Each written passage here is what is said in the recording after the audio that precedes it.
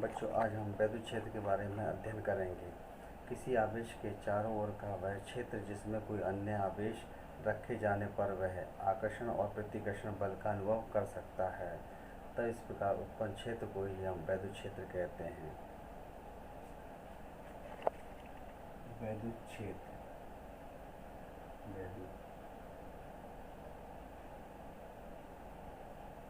क्षेत्र, electric field,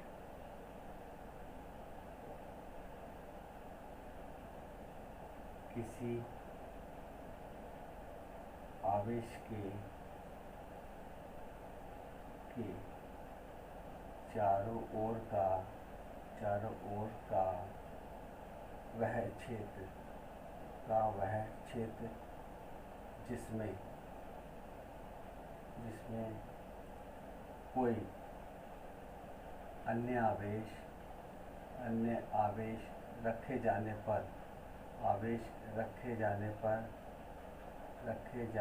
पर वह आकर्षण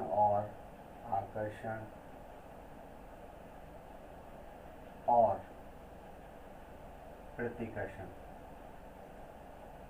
प्रतिकर्षण दोनों प्रकार के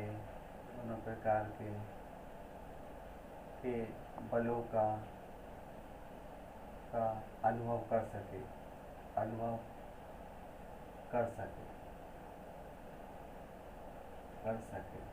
तो इस प्रकार के क्षेत्र को ही वैद्युत क्षेत्र कहते हैं। वैद्युत क्षेत्र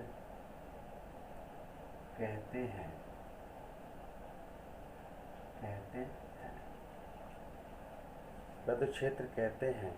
इसी प्रकार हम वैद्युत बल रेखा, वैद्युत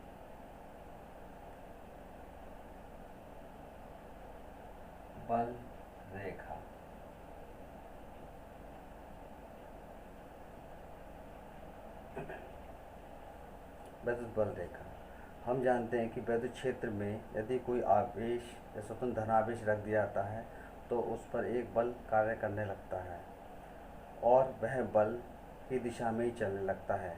अतः स्पष्ट होता है कि वैद्युत क्षेत्र में किसी स्वतंत्र धनावेश के चलने के मार्ग को ही हम वैद्युत बल रेखा कहते हैं।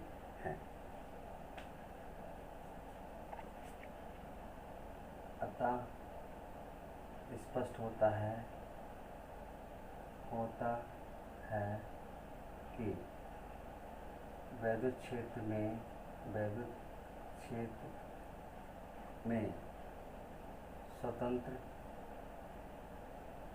धनावेश के चलने के मार्ग को ही वैद्युत बल रेखा कहते हैं।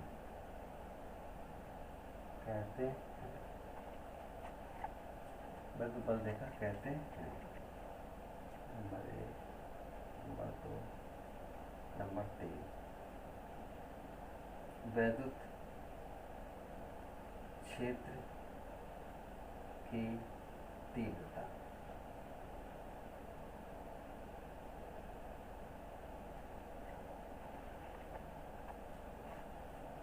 वैद्युत क्षेत्र की तीव्रता ज्ञात करने के लिए नंबर 1, उस बिंदु पर हम एक परीक्षण आवेश रख देते हैं तथा उस परीक्षण आवेश पर वैद्युत बल की गणना करते हैं। तब उपरोक्त वैद्युत बल तथा परीक्षण आवेश का अनुपात ही वैद्युत क्षेत्र की तीव्रता कहलाती है। इसे कैपिटल ई से प्रदर्शित करते हैं। कैपिटल ई बराबर F/Q0 बराबर वैद्युत बल बटे परीक्षण आवेश।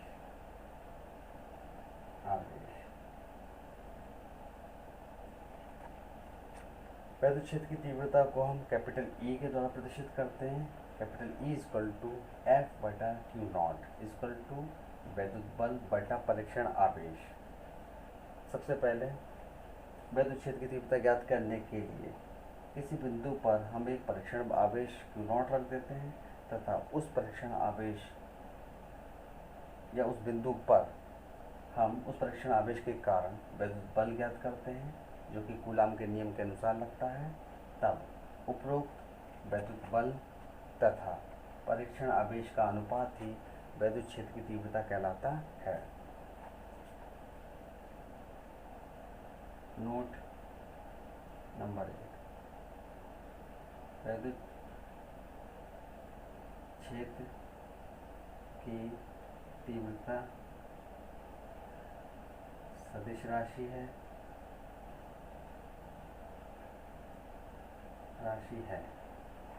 नंबर 2, इसका मात्रक